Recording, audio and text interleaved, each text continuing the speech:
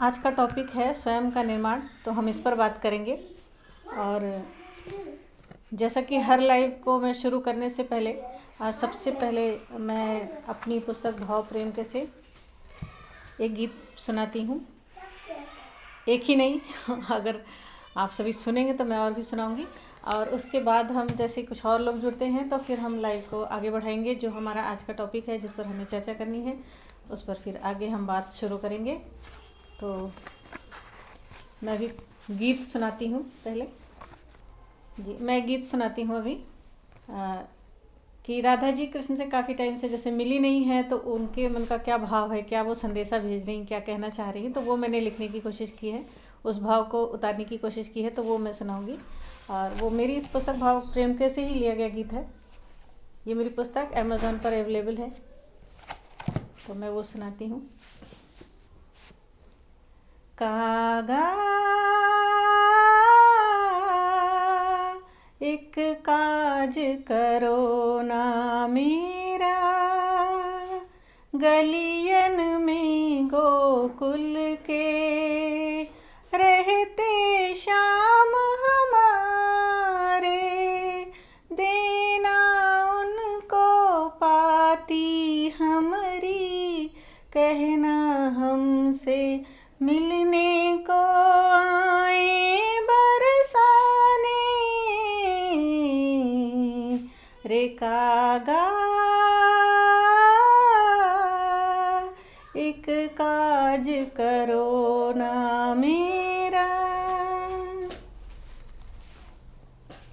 मोहे समय लगे ना गिरिधर, कित आऊं मधुबन में, कित आऊं मधुबन में, पहर बीत गए शाम सलोने, पीर उठे हैं मन में, पीर उठे हैं मन में, रे कागा एक काज करो ना मेरा।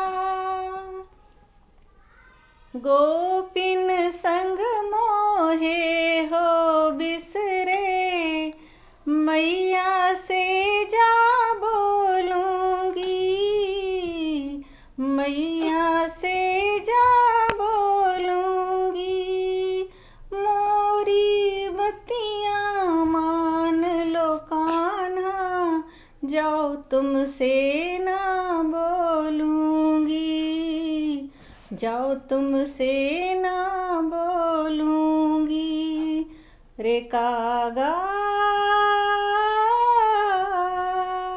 एक काज करो ना मेरा। धन्यवाद मुझे सुनने के लिए। गीत लिया गया है। अखियन संग अखियाँ लागी रे, अखियन संग अखियाँ लागी रे, मोहन की मुरलिया बाजी रे, अखियन संग अखियाँ लागी रे, मोरी सुध बुध ना रह पाई रे, मैं प्रीत के रंग से साजी रे, मैं प्रीत के रंग से साजी रे, अखियन संग अखियाँ लागी रे, हिय दास हुआ तेरा मोहन, हिय दास हुआ तेरा मोहन, आप ही नाही जोर चले, तेरी हर इच्छा सर आँखों, हृदय मेरा तेरी ओर चले, अखियन संग अखियाँ लागी रे, अखियन संग अखियाँ लागी रे। तुझे अंतर मन धारण करके, तुझे अंतर मन धारण करके, मेरे रूप में तुझे समाया है।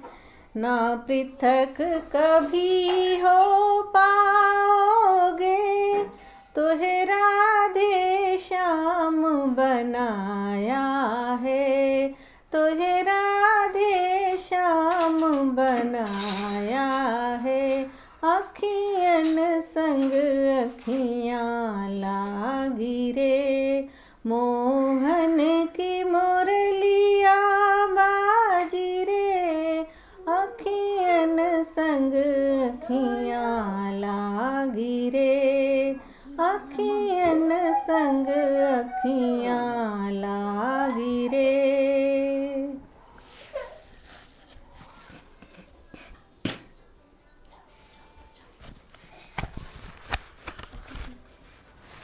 कैसे हैं आप सभी? सबका नेम मुझे शो नहीं हो रहा है, पर सबको नमस्कार, सभी का स्वागत है।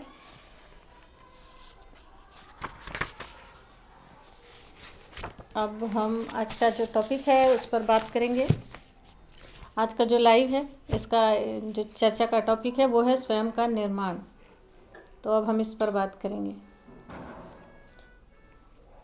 और आप सभी का अगर कोई प्रश्न है, कुछ बात है, तो आप यहाँ कमेंट में लिख सकते हैं, तो मैं उसका उत्तर अवश्य दूंगी, कोशिश करूंगी कि मैं दे सकूं।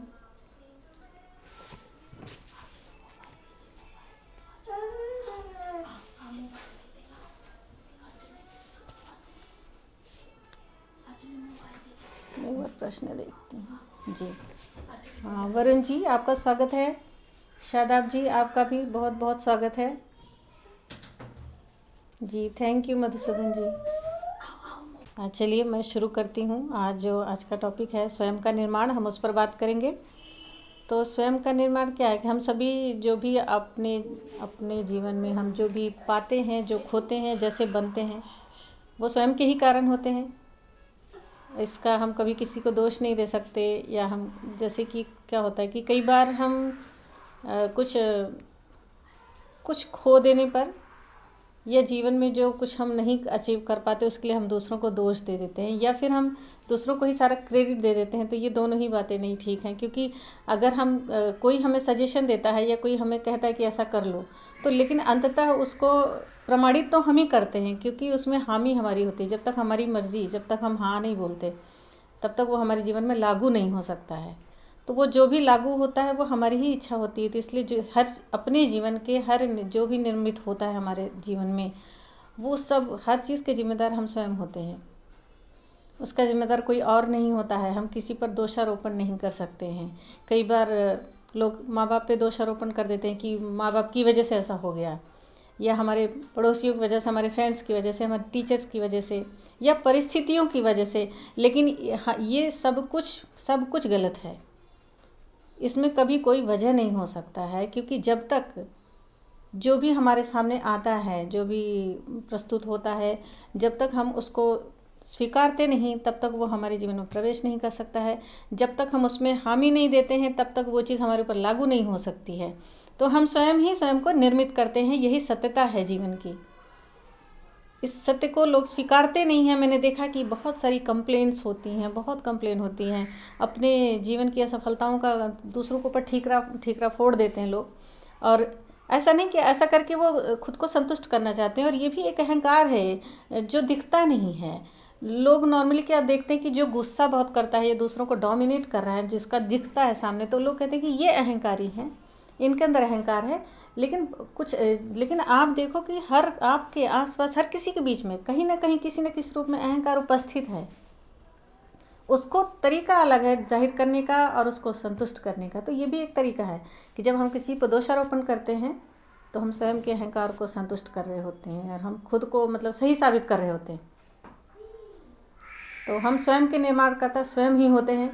तो अगर हम इसमें बहुत सारे मैंने पॉइंट्स मैंने देखे, और मुझे जो मैंने कहा कुछ नोट डाउन भी कर लेती हूँ, क्योंकि अगर उस टाइम पे मिस होता है तो ये ठीक नहीं होगा, तो मैंने नोट डाउन भी किया हुआ है। तो उस पर ही हम बात करेंगे कि हम कैसे स्वयं को अपने जो हमारी हायर सेल्फ है, जो हमारे भीतर जो सबसे हम अपने आप को जो सबसे अच्छा कर सकते हैं, जो हमारे सबसे ऊंचाई का स्तर जो है, वहाँ तक कैसे हम अपने आप को ला सकते हैं, उस तरह कैसे हम अपने आप को निर्माण उतना लेवल तक कैसे निर्माण कर सकते हैं, उस स्तर तक कैसे अपने आप को पहुंचा सकते हैं, उसके लिए हमें क्या क्या करना चाहिए। और अभी जैसे मैंने स्टार्टिंग में ही मैंने बोला कि दोषारोपण नहीं करना, ये तो बहुत ही बड़ा और ऐसा पॉइंट है जो इसको तो आपने देखा भी होगा, और कई बार हम खुद भी अपने जीवन में करते हैं, ऐसा नहीं है। जब क्या होता है कि जब तक हम भीतर से जागृत नहीं हुए होते हैं, बहुत सारी हमारे अंदर समझ नहीं पैदा हुई होती है, जब तक हम मैच्योर नहीं हुए होते हैं, तो हम ऐसी चीज़ें हम भी किया करते हैं। और इससे मैं ऐसा नहीं कहूँगी कि मैंने क्या कभी नहीं किया, सभी करते हैं। और कहीं ना कहीं वो अपने मन को जहाँ पे उनको भीतर चोट लग रही होती है उसको सेटिस्फाई करने के लिए, या दूसरों को कुछ कई बार होता है कि दूसरे आपको कोई सुना रहा है, आपके घर में कोई आपके फ्रेंड्स, कोई फैमिली मेम्बर, तो उनको भी आप चाहते हैं कि वो शांत हो जाए, तो इसलिए आप कुछ ऐसा दोषारोपण, कुछ ऐसी बातें, बहाने बनाते हैं। तो जबकि ये बिल्कुल झूठ है और ये गलत भी है। कभी किसी चीज़ का कोई और जिम्मेदार नहीं होता है। हमारे जीवन का जो भी हमारे साथ घटित होता है उसके निर्माण करता हम स्वयं होते हैं। तो इसलिए ये सबसे पहले तो हमें यही अपने जीवन से ख़त्म कर देना चाहिए कि हम ये ब्लेमिंग का गेम जो है ना, ये बिल्कुल सबसे ज़्यादा ये नेगेटिव पॉइंट है हमारे जीवन का। ये और भी असफलता लाता है जीवन में, और हमें चमकने से और रोकता है, ये हमारे ऊपर और मैल जमाता है। तो दोषारोपण सबसे पहले समाप्त होना चाहिए हमारे भीतर से। हम इस चीज़ को सबसे पहले ख़त्म कर दें। ये ख़त्म होते ही आपके ऊपर से काफ़ी मैल हट जाएगी। ये ख़त्म हुआ ना तो आपको काफ़ी रास्ते साफ दिखने लगेंगे। ये भी एक ऐसी परत है जो हमें साफ देखने नहीं देती है। हमारे भीतर जो हमें रोशनी है उसको हम देख नहीं पाते हैं। तो ये ज़रूरी है कि हम सबसे पहले इस परत को तो हटा ही दें कि हमें ब्लेम नहीं करना किसी को भी नहीं। परिस्थिति, स्थिति, ये वो किसी को भी नहीं ब्लेम करना है। तो उसके लिए हमें सबसे पहले आप अपने बेसिक चीज़ों के, जो बेसिक चीज़ें क्या होता है कि हम अपने जो भीतर जो कुछ भी है ना, अगर पहले क्या होता है कि हम बगीचा अगर हमें सजाना है तो हम क्या करेंगे कि पहले वहाँ से जो घास, कूड़ा, करकट, ये सब कुछ है ना, वो हम हटाएंगे। सबसे पहले हम उसे ही हटाएंगे, उसकी गुड़ाई खुदाई सब करेंगे, और वहाँ से सारी कूड़ा करकट हटा के फिर उसमें खाद पानी देंगे। फिर जाके हम जो पौधे लगाते हैं वो पौधे बढ़ते हैं, फिर वो खिलते हैं, तो फिर बगीचे की रौनक बनती है। तो इसी तरह से हम भी अपने जीवन का निर्माण किस तरह करना है, हमें सबसे पहले अपने भीतर की खुदाई करनी है, उसके भीतर झांकना है। झांक के वहाँ से घास, कूड़ा, जो भी है, ऐसी चीज़ें, कंकड़ पत्थर, ऐसी चीज़ें, उनको हमें हटाना होगा।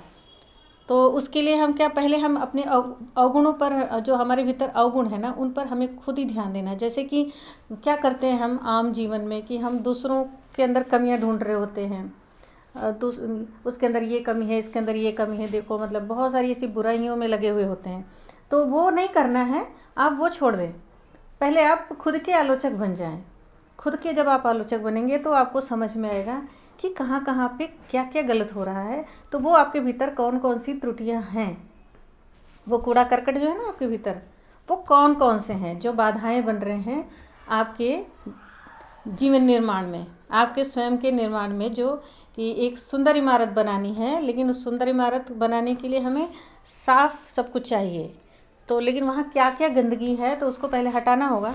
या सुंदर बगीचा बनाना तो उसमें गंदगी हटानी। इस तरह से हम खुद को भी जानने लगेंगे फिर कि हमारे भीतर में क्या क्या कमियां हैं, कौन कौन से अवगुण है। कि देखो, एक बहुत बड़ा अवगुण होता है अहंकार। तो देखो, आप बता रही हूँ कि अहंकार दिखता भी और नहीं भी दिखता है, और ये छोटे से बच्चे से लेके बूढ़े तक में होगा। ये हर किसी में ये होता है। ये ऐसी चीज़ है जो कभी दिखती है और कभी नहीं दिखती है। किस किस तरीके से, जैसे कि कई बार होता है कि कुछ लोग जो बहुत क्रोधित होते हैं, बहुत गुस्सा करते हैं ना, वो उनका दिखता है। कुछ ऐसे होते हैं कि जो रो के काम चलाते हैं, रो के भी अपनी ही बात मनवा लेंगे, या वो सामने वाले को गिल्ट फील करा देंगे इतना ज़्यादा कि वो सिर्फ रोते रहेंगे, सिर्फ शांत रहेंगे, बहुत सरलता से ये काम करेंगे। तो दूसरा समझ ही नहीं पाता, उनको लगता है नहीं, वो बहुत सीधे हैं, बस वो रोने लगते हैं, रोते रहते हैं, उनसे बहुत दुखी हो गए हैं वो। तो ये भी समझिए आप, यहाँ पे बहुत बड़ा अहंकार छुपा है। उस अहंकार को संतुष्ट करने का तरीका दूसरा है कि उसको आप इमोशनल ड्रामा खेला जा रहा है, दूसरे तरीके से हो रहा है। और यहाँ लोग समझ नहीं पाते कि यहाँ भी बहुत बड़ा अहंकार छुपा है। तो अहंकार बहुत रूपों में होता है हमारे भीतर, और हर किसी में है, छोटे से बच्चे के अंदर भी है। उसको किसी और तरीके से जाहिर किया जा रहा है, किसी और तरीके से उसको संतुष्ट किया जा रहा है। तो इसलिए सबसे पहले वो हटाना है हमें, वो हमारे अंदर से सबसे पहले जाना चाहिए, उससे हटाना है। जैसे अहंकार हटता है तो बहुत सारे विकार हट जाते हैं हमारे भीतर से, बहुत सारे विकार हटते हैं, क्योंकि अहंकार बहुत ऐसा एक विकार है जो बहुत सारे विकारों को जन्म देता है। अहंकार हटा तो काफ़ी कुछ आपके भीतर से, क्योंकि क्या होता है, क्रोध भी कैसे आता है कि आप कई बार क्रोध क्या आता है कि जैसे किसी ने आपको कुछ कहा, लेकिन फिर भी आपको भीतर से आवाज़ आती है जाने दो, कोई बात नहीं, इसने अज्ञानता में कह दिया, या इसको ना समझ नहीं, या इसने गलती से कह दिया, तो मैं इसको ऐसे नहीं कुछ बोलूँ। लेकिन अंदर का अहंकार क्या बोलता है, नहीं, ऐसा तुम कैसे कर सकते, उसने तुम्हारे साथ जो किया वो तुमको करना होगा। अहंकार बोलता है ऐसा। फिर आप क्या करते हैं, आपको क्रोध आ जाता है। देखो ये नया विकार ने जन्म लिया, आपको क्रोध आया, फिर क्रोध आने के साथ और भी बहुत सारे विकार जन्म लेंगे, बहुत कुछ आप करोगे, सारे गड़बड़ काम हो जाएंगे, फिर वो संबंध भी आप खराब करोगे उससे। तो अहंकार ने कहा ना, अहंकार हर पल जागृत है, कुछ भी होता है उसमें सबसे पहले अहंकार आता है और बोलता है नहीं ऐसे नहीं, ऐसे करना है। मतलब हृदय तो कुछ और कह रहा होता है, लेकिन हम उसकी सुन लेते हैं। और जो दूसरे आप किसी से सजेशन लोगे ना, तो क्योंकि उनके भीतर भी अहंकार है, तो वो भी आपको ऐसे ही सजेशन देंगे, नहीं नहीं आप ऐसे नहीं करोगे, इतने हम्बल बनने की ज़रूरत नहीं है, आप ऐसे नहीं ऐसे करो, देखो, क्योंकि आसपास हर किसी के भीतर तो वही चल रहा है। तो अहंकार बिल्कुल हटाना है। ये अहंकार जहाँ भी आपको लगता है कि, क्योंकि खुद की जब आप आलोचना करेंगे, खुद के आलोचक बनेंगे, तो आपको पता चलने लगेगा कि कहाँ कहाँ अहंकार मुझे प्रॉब्लम क्रिएट कर रहा है, मुझे क्लियर होने में, साफ़ होने में, सुंदर होने में कहाँ कहाँ पे मुझे अहंकार चोट करता है, कहाँ कहाँ पे वो मुझे गलत रास्ता दिखा रहा है। क्योंकि हम स्वयं के मार्गदर्शक खुद ही होते हैं, तो हमारे ही भीतर वो होता है और वो हमें गलत रास्ता दिखा रहा होता है। तो उससे सबसे पहले हटाना है। इसके हटते हम बहुत सारे विकार से मुक्त हो जाएंगे। उसके साथ हम क्या कर सकते हैं, जैसे ये हटता है, क्योंकि क्या होता है कि एक कमरे में बहुत बदबूदार एयर है, अगर बहुत बदबूदार हवा है, तो आप वहाँ पे चाहते हैं कि सुगंधित सब कुछ हो जाए, तो क्या करेंगे, खिड़कियाँ खोलेंगे और उस बदबू को जाने का रास्ता देंगे, और उसके साथ ही आप अच्छी हवा को लाने का रास्ता देंगे। इसी तरह से जैसे अवगुण आप अपने भीतर से हटाते हैं, फिर सद्गुणों को प्रवेश करने दें। सद्गुण प्रवेश करेंगे तो कितना भीतर में, आप जैसे ही सद्गुण प्रवेश करते हैं आपके भीतर, आपको बहुत शांति महसूस होने लगी, क्योंकि परमात्मा के होने का अनुभव होने लगता है। इस बात को हम स्वीकारते नहीं हैं, लेकिन क्योंकि हम सब परमात्मा के अंश हैं, तो परमात्मा ही है हमारे भीतर। जैसे ही हम साफ़ होंगे, हमें वो भी दिखने लगेंगे, हमें वो महसूस होना शुरू हो जाएंगे, क्योंकि हम अनकंडीशनल लव में आ जाते हैं। बिना अपेक्षा का हम प्रेम दे सकेंगे लोगों को, बिना अपेक्षा के सब कुछ करने लगते हैं। बड़ी सरलता, सहजता आते ही ना ये महसूस होने लगता है कि परमात्मा हमारे भीतर है, और हर किसी में आपको वो महसूस होंगे कि सभी में है वो। जब ये ऐसा महसूस होने के साथ साथ ही आपके अंदर शांति इसलिए आ जाती है, क्योंकि आप समझ जाते हैं जब परमात्मा हमारे साथ है, हमारे भीतर ही हैं, तो हम किस बात की चिंता कर रहे हैं, सब कुछ वो देख रहे हैं, उनकी डायरेक्शन से चल रहा है, तो अब चिंता नहीं रखनी है। इससे भी आप मुक्ति पाते ही मन में शांति आने लगती है, बिल्कुल शांत होने लगते हैं आप। तो ये करना है। और भी बहुत सारे पॉइंट्स हैं, जैसे कि है कि कई बार क्या होता है कि हम किसी की वैसाखी बनते हैं या किसी को बना लेते हैं, तो हमें किसी की वैसाखी बननी भी नहीं चाहिए। अगर हमको लगता है कि किसी के कोई आपसे सजेशन मांगता है, या आपको लगता है कि ये अपने हैं आपके, और इनको चाहिए कुछ रास्ता चाहिए, इनको कुछ करना है जीवन में, नहीं समझ पा रहे हैं, तो आप उन्हें सजेस्ट करें, उन्हें आप कुछ बता सकते हैं, अपने एक्सपीरियंस समझा सकते हैं, लेकिन आपको उनकी वैसाखी नहीं बननी, क्योंकि आप वैसाखी जिस दिन बन जाएंगे, उस दिन वो इंसान अपाहिज हो जाएगा। पहले वो अपाहिज नहीं था, लेकिन वैसाखी मिलते वो अपाहिज हो जाएगा।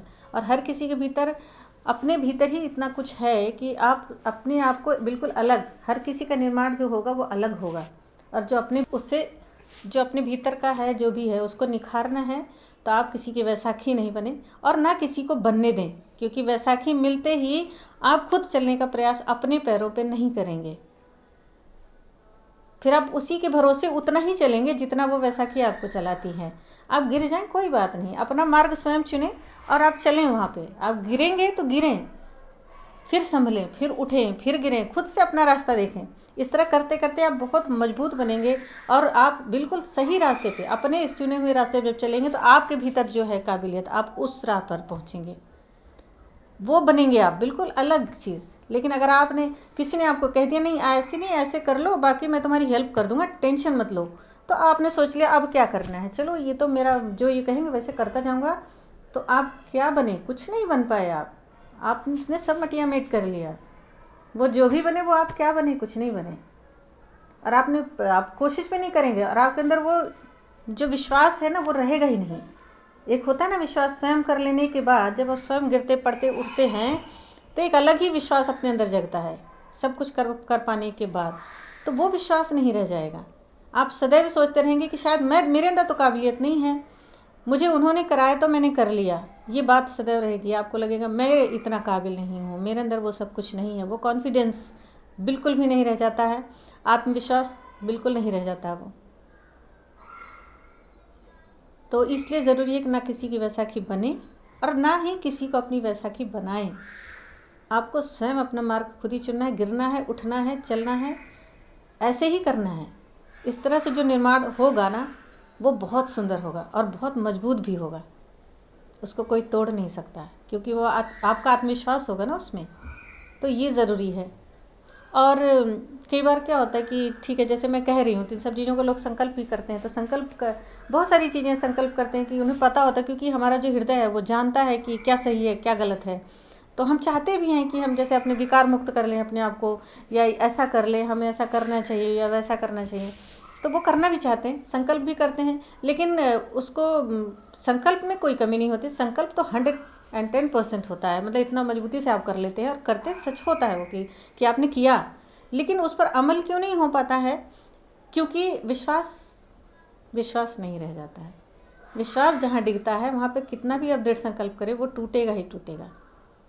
कि आपने सोचा कि मैं ऐसा कुछ करना चाहता हूँ, मुझे आज के बाद से मुझे ये करना है, या फिर आज के बाद से मेरी ये बुरी लत है, ये मेरी वीकनेस है, तो इसके कारण मैं गलत निर्णय ले लेता हूँ या मैं फंस जाता हूँ, और लोगों द्वारा लोग मुझे अगर मिसगाइड कर देते हैं तो मैं हो जाता हूँ, ये मेरी वीकनेस है और मैं इससे छुटकारा चाहता हूँ, तो आज के बाद से मैं ऐसा नहीं करूँगा। आपने ये संकल्प किया, लेकिन क्या हुआ कि जैसे ही वो चीज़ें आपके सामने आईं और आपका संकल्प टूट गया और फिर आप गिल्ट में चले गए। संकल्प टूटा, बाद में आप गिल्ट में गए कि मैंने संकल्प किया था और फिर भी मेरा संकल्प टूट गया और मैंने ऐसे कैसे कर लिया। तो आप कई बार क्या होता है कि लोग सोचते हैं कि संकल्प में ही कमी थी। नहीं, संकल्प में कोई कमी नहीं थी, संकल्प तो 110% था, विश्वास में कमी थी। क्योंकि आपको कहीं ना कहीं भीतर से लग रहा था कि मैं ऐसा नहीं कर पाऊँगा। विश्वास जब पूर्ण होगा तो संकल्प आप 80% भी करेंगे, लेकिन विश्वास आपको पूरा है कि हम कर लेंगे ऐसा, तो वो हो जाएगा। लेकिन अगर संकल्प 110% है लेकिन विश्वास आपको नहीं है तो कभी नहीं कर पाएंगे आप। इसलिए विश्वास बहुत ज़रूरी है। आपके भीतर वो विश्वास होना चाहिए कि मैं ऐसा कर सकता हूँ। विश्वास से ही आप सब कुछ कर सकते हैं। यदि विश्वास नहीं तो फिर ये पूर्ण नहीं हो सकेगा, कितना भी आप संकल्प कर लें। इसलिए ज़रूरी है कि आप अपने भीतर विश्वास रखें कि मैं जो चाहता हूँ वो मैं कर लूँगा, मुझे पता है कि मैं कर लूँगा। आप अपने आप को बार बार बोलेंगे मैं कर सकता हूँ, क्यों नहीं कर सकता हूँ। जैसे बाकी सब कर लेते हैं वैसे मैं भी सब कुछ कर सकता हूँ। बस ये एक विश्वास है। जो विश्वास रखें, आप संकल्प जो 50% ही रखेंगे, लेकिन आपका विश्वास 100% है तो आप उसको पूरा कर लेंगे। आप जो चाहते हैं वो आप कर लेंगे। इसलिए विश्वास रखें। तो ये भी एक बहुत ज़रूरी पॉइंट है। और क्योंकि मैंने पिछले लाइव में शिव शक्ति संतुलन पे बोला था और मेरा अगला लाइव भी है इस पर, तो ये क्योंकि यहाँ पे पॉइंट आना ज़रूरी था। शिव शक्ति संतुलन मतलब फेमिनाइन एंड हमारा मैस्कुलाइन जो एनर्जी है वो हम सबके भीतर होता है, स्त्री और पुरुष दोनों के भीतर होता है। तो उसे हमें बैलेंस रखना चाहिए, उसका बैलेंस होना बहुत आवश्यक है।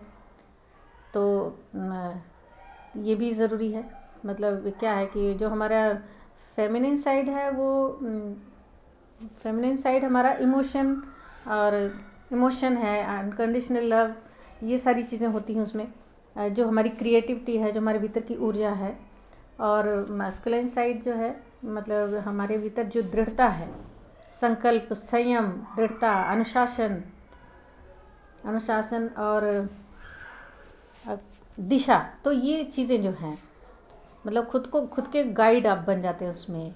तो ये चीज़ें दोनों जो होती हैं हमारे भीतर, उनको हमें बैलेंस करना ज़रूरी है, क्योंकि अगर ये बैलेंस नहीं होंगे तो भी ये प्रॉब्लम होगी कि हम स्वयं का निर्माण जो करना चाहते वो कर नहीं सकते, क्योंकि ये डिसबैलेंस होते ही हम बिल्कुल अपने आप को बिल्कुल डिस्ट्रॉय कर लेते हैं। हम सब के भीतर जो हमारी आत्मा है वो बहुत प्योर है, बहुत सुंदर और बहुत पावरफुल है। लेकिन क्या होता है, क्योंकि हम अपने भीतर बैलेंस नहीं ला पाते। अब हम इस संसार में आते हैं, हमें ये तन मिलता है, हमें बहुत सारे कार्य करने हैं, उसके लिए मार्ग एक माध्यम है।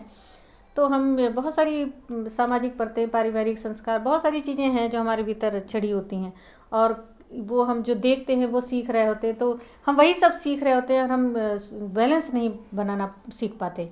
या तो एक सही गुरु आपको मिल जाए, या आप स्वयं गुरु बन जाएं।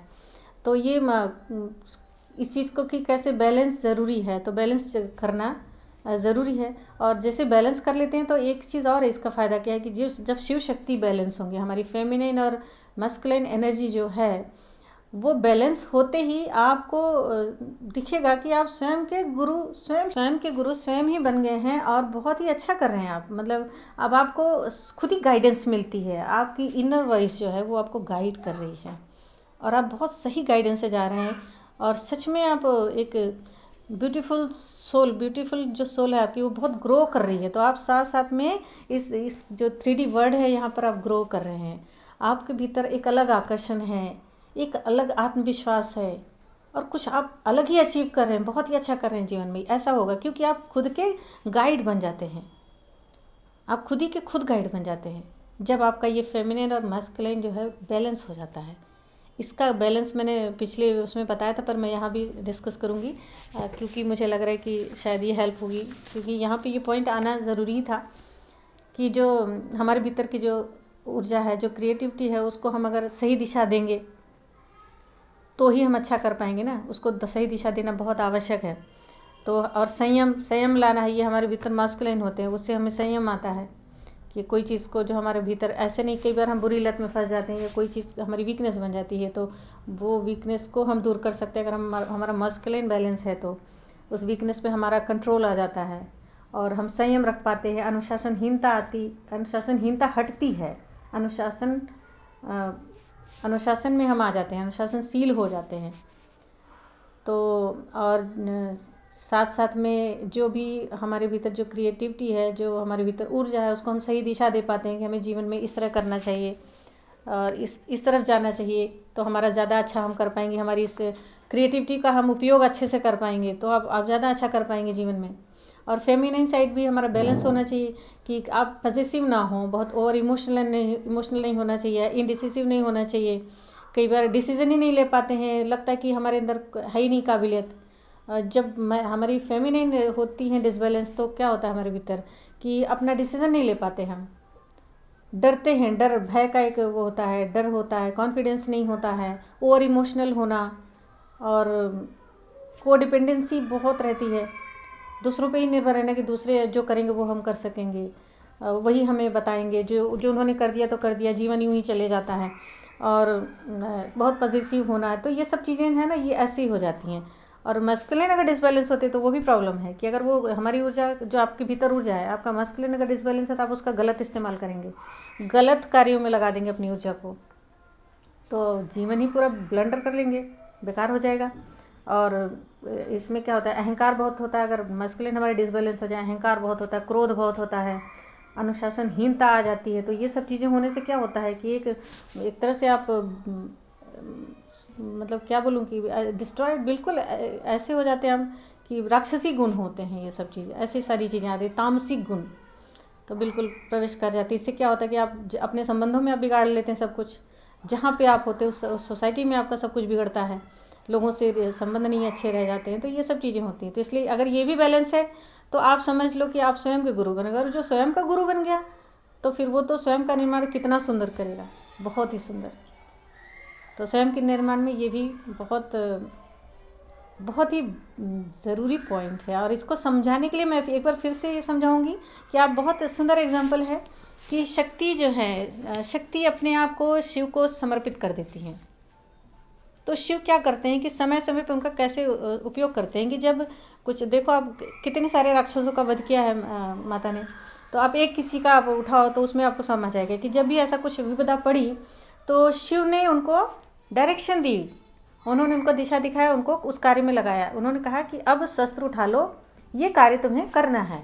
और उन्होंने फिर क्या हुआ, वो अपनी पूरी ऊर्जा में आ गई, उन्होंने वो अपने आप को पूरी ऊर्जा में लाया और वो युद्ध किया और वो सारा कार्य संपन्न किया, मतलब सबका वध किया, सारा सब कुछ ठीक करने के बाद भी वो ऊर्जा जो है उनके अंदर थी, जो वो शक्ति आ गई। अब वो स्वयं के कंट्रोल में नहीं थी उनकी, क्योंकि उनको एक बार बोला गया, शिव ने उनको डायरेक्ट किया, शिव जी ने, कि आप ऐसा करो। अब वो कर रही हैं, करने के बाद भी उसका कंट्रोल उनके ऊपर थोड़ी ना है। अब क्या करेंगी, फिर शिव जी ही वो कंट्रोल करेंगे। आगे भी उन्होंने ही उस ऊर्जा को अब कैसे रोकना है, पहले उन्होंने जो दिशा दी कि आपको इस कार्य को करना है, अब उन्होंने वो कर दिया। उसके बाद उसको अब नई दिशा देनी है, अब उसे थामना है, रोकना है। उसके लिए भी शिव जी ने कुछ तरकीब निकाली और फिर उसको रोका। तो आप यहाँ से समझ लो, ये एग्जाम्पल बहुत सिंपल है कि मतलब इतना आसान एग्जाम्पल हमारे पास तो अवेलेबल है कि हम समझ सकते हैं। इसी तरह ही हमारे भीतर की जो हमारी शक्ति हैं, उनको हमारे भीतर के ही शिव बैलेंस कर सकते हैं। और इसी तरह हम पूरे बैलेंस में अगर हैं तो फिर हम सब कुछ अचीव कर सकते हैं। अपना निर्माण कितना सुंदर हम करेंगे, और यही जीवन का सार है। आप इसको अगर हर किसी को ऐसा होना चाहिए। आजकल ऐसा है नहीं, क्योंकि शायद इस विषय में नहीं समझ आ रहा है लोगों को, लोग समझ नहीं पा रहे हैं, तो इसलिए स्त्री पुरुष में सब में डिसबैलेंसेस बहुत ज़्यादा हो रहे हैं। और इसी कारण से आजकल जो संबंध बिगड़ते हैं, या ऑफिसेज में भी बॉसेस कुछ इस तरह बिहेव करते हैं, या एम्प्लॉयज़ भी उनका आपस में अच्छा नहीं रहता है, बहुत डिप्रेशन में है लोग, बहुत कुछ। ऐसा नहीं कि जिनका शिव डिसबैलेंस है तो वो खुद भी सेटिस्फाइड नहीं रहता, वो दूसरों को तो परेशान करता ही है, उसको वो खुद भी बहुत मेंटली बहुत डिप्रेस्ड होता है, मेंटली वो बहुत मतलब, क्योंकि आप जब जो नेगेटिव एनर्जीज जब आप जनरेट होती है ना हमारे भीतर, तो उससे हम दूसरों को ही नहीं इफेक्ट डालते हैं, वो हमारे भीतर सबसे पहले तो हमारे भीतर ही जनरेट हुई ना। मतलब अग्नि को कहीं अगर आग लगानी तो पहले माचिस की तीली को जलना होता है। इसी तरह जब हम किसी और के ऊपर क्रोध कर रहे हैं, किसी और को हम कुछ बुरा बोल रहे हैं, गाली देना है, कुछ करना है, तो वो पहले हम अपने भीतर ही तो जनरेट करते हैं, तो इसलिए उसका इफेक्ट हमारे ऊपर सबसे पहले आता है, फिर किसी और के ऊपर जाता है। तो ये बड़ी प्रॉब्लम हो रही है, इसको फेस कर रहे हैं लोग। शिव शक्ति बैलेंस नहीं होने का कारण जो है, उस कारण से आज के टाइम पे बहुत लोग इसको बहुत इसका बुरा इफेक्ट पड़ रहा है, लोग इसको फेस कर रहे हैं, बहुत परेशान है इस चीज़ को लेके। लेकिन उन्हें समझ नहीं है इसकी कि जो नहीं जान रहे हैं, अधिकतर लोग नहीं जान रहे इस और, वो अपना ध्यान ही नहीं देते कि ये चीज़ हमें ठीक करनी है। तो अगर ये बैलेंस है तो कितना, सोचो आपकी, आप भी पीसफुल रहोगे और आप जहाँ हो वहाँ पर भी पीस क्रिएट करोगे, और साथ साथ में जो पॉजिटिव एनर्जीज़ हैं वो आप आसपास भी वो क्रिएट होंगी। ये प्रकृति जो है ना, उसके पास हर तरह की एनर्जी है यहाँ पे। तो जैसे हम पॉजिटिव होते हैं तो हम पॉजिटिव एनर्जीज़ को अपनी वो हमारे भीतर और आती हैं, हम आसपास उनको और खींचते हैं। तो आप जहाँ भी रहोगे वहाँ पे भी पीसफुल बहुत एनवायरनमेंट रहेगा, बहुत हैप्पी एनवायरनमेंट रहेगा, आप खुद भी बहुत हैप्पी रहोगे अगर आप बैलेंस में होते हो तो ये सब चीज़ें हैं। और बिल्कुल हमें कमल के पुष्प के समान ही बनना है। कमल का पुष्प बहुत प्योर होता है, लेकिन कीचड़ में ही खिलता है, लेकिन वो बहुत प्योर है, बहुत सुंदर है। कीचड़ के संस्कार को अपनाता नहीं है, वो अपने आप में नायाब है वो। तो बिल्कुल हमें वही बन के रहना है। और यही हमारा आज का जो टॉपिक है, मैं यही एंड करूँगी। यही है स्वयं का निर्माण करने का एक तरीका, हम ऐसा कर सकते हैं। मुझे जितनी समझ है, जितना मैं समझा सकती थी, मैंने वो बात रखी। शायद इसमें आप सब में किसी की हेल्प हो सके, और अगर ऐसा कुछ होता है तो मुझे बहुत प्रसन्नता होगी। तो आप सबका बहुत बहुत धन्यवाद। कोई प्रश्न है तो आप यहाँ लिख सकते हैं, मैं देख लूँगी। और अगर आपको ऐसा लगता है कि मुझे किसी और विषय पर बात करनी चाहिए तो आप कमेंट कर दें मुझे, मैं देख लूँगी, तो मैं अगले लाइव में वो रख सकती हूँ। और मेरा एक और लाइव है अभी 12th को, तो शिव शक्ति को बैलेंस कैसे करना है इस पर बात करेंगे हम। तो आप सभी ज़रूर आइएगा, उपस्थित होइएगा मेरे साथ। आप सबका स्वागत है, और आप सब आए इसके लिए बहुत बहुत धन्यवाद।